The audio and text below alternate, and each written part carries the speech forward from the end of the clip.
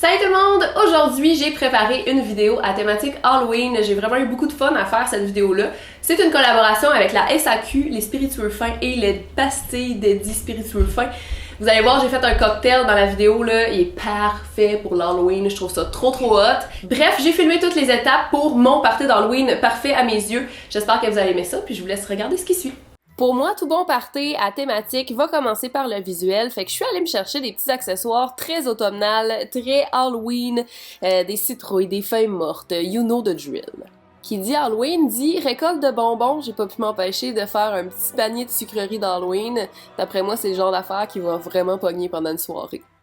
On oublie souvent que l'ambiance peut passer par l'odorat. Je me suis dit, quoi de mieux qu'une chandelle à la citrouille pour rappeler l'Halloween et l'automne.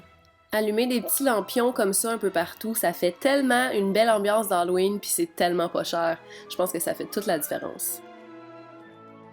Mais le clou du spectacle, c'est évidemment le drink d'Halloween. Ça s'appelle le vampire, puis regardez ça, comment on dirait du sang dans le verre. C'est vraiment hot. Je pense que vous allez épater vos invités en leur servant ça à leur arrivée. Je vais mettre le lien de la recette en barre d'infos, mais c'est tellement facile de faire le vampire.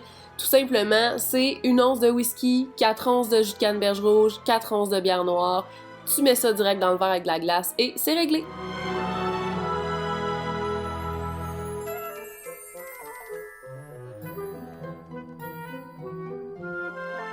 Préparer un cocktail à base de spiritueux fins pour un party, c'est tellement facile, c'est tellement plus facile qu'on le pense.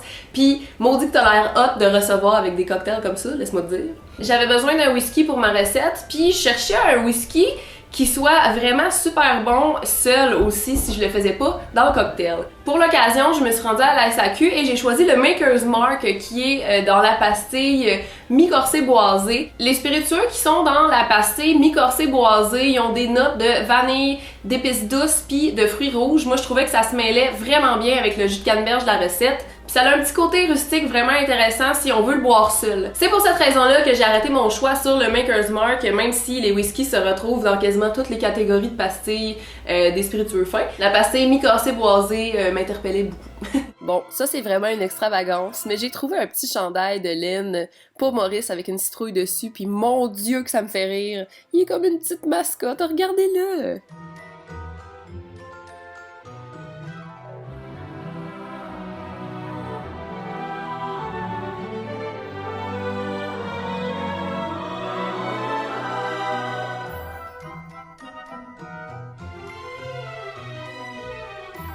Pour moi, une soirée n'est pas complète tant qu'il n'y a pas de bouffe sur la table, mais c'est pas nécessaire de se casser la tête puis de s'embarquer dans les grosses dépenses puis de la grosse cuisine. Il y a des petites bouchées comme celle-ci qui sont vraiment faciles à faire.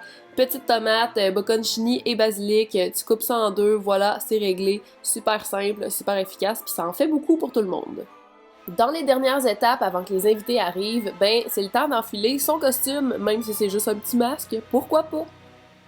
C'est aussi le moment de partir la musique, puis une petite playlist d'Halloween va faire la job amplement.